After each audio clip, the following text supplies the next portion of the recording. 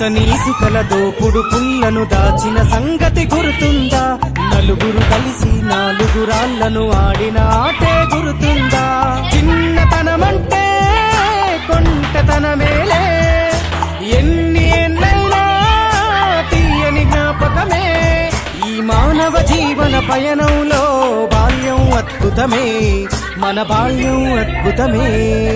వీరి వీరి గుమ్మడి పండు వీరి పేరేమి, తాగుడు మూతను దండకోర్ వీరి పేరేమి. పంటలు పంచి దొంగను ఎంచి రేసాటాడితి మందరమే, రేగడి మట్టిని ముద్దగా చేసి బొమ్మరిల్లే కట్టితిమే.